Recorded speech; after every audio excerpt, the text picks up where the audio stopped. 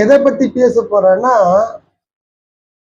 நிறைய பேர் சொல்றாங்க எனக்கு அதிர்ஷ்டம் இல்ல, பணம் கையில தங்க மாட்டேங்குது, கொடுத்த கடனும் திரும்ப வரல அப்படின்லாம் நிறைய புலம்புவாங்க. அவங்களுக்கு தான் இப்ப நம்ம போட போற இந்த பதிவு என்னன்னா, வெள்ளை விஷ்ணு கிரந்தி. இந்த வெள்ளை விஷ்ணு கிரந்தி அவ்வளவு ஒரு மகத்துவமான ஒரு மூலிகை. இது மருத்துவ குணமும் உண்டு. ஆனா இப்ப அதை பத்தி பேசல. நமக்கு பணம் தாந்திரிக சம்பந்தமா தான் பேசுறேன்.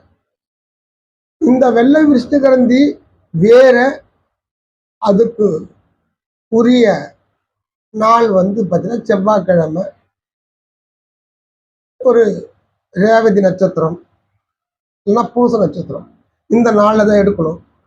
அதோட ஒவ்வொருத்தருக்கும் ஒவ்வொரு நட்சத்திரம், அதாவது ராசி நட்சத்திரம் ஒவ்வொருத்தருக்கும், அந்த 27 நட்சத்திரத்துக்கும் ஒவ்வொருத்தருக்கும் ஒவ்வொரு ராசி நட்சத்திரம் இருக்கும். அந்த நட்சத்திர பிரகாரம் இப்போ உதாரணத்துக்கு அசுவினி நட்சத்திரம் மேச ராசின்றதுக்கு, அந்த அசுவினி நட்சத்திரத்துக்கு எட்டி மரம் என்ற வேற, நான் சொல்றது ஒரு உதாரணத்துக்கு தான். அப்புறம் எல்லாத்துக்கும் எட்டி மரமே போயிட போறீங்க. நான் சொல்றது உதாரணம் தான். அப்போ உங்களுக்கு என்ன நட்சத்திரன்றது அதை நீங்க பார்த்து எடுத்துக்கலாம். இந்த நட்சத்திரத்துக்கு இந்த வெட்டி மரத்துடைய வேற, இந்த விஷ்ணுகரந்தி வெள்ளை விஷ்ணுகரந்தியுடைய வேரும் நாம முறைப்படி அதை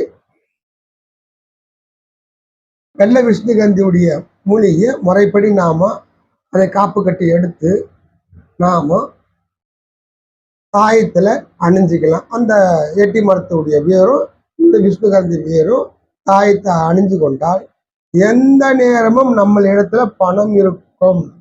இது உறுதி. இது மையாகவும் நாம் தயார் செய்து கொள்ளலாம். இந்த மையம் நாம் சேர்த்து இட்டுக்கொண்டு இந்த தாயத்தை அணிந்து கொண்டு போனால் நமக்கு பணம் தட்டுப்பாடு இருக்காது. பணம் வந்து கொண்டே இருக்கும். இது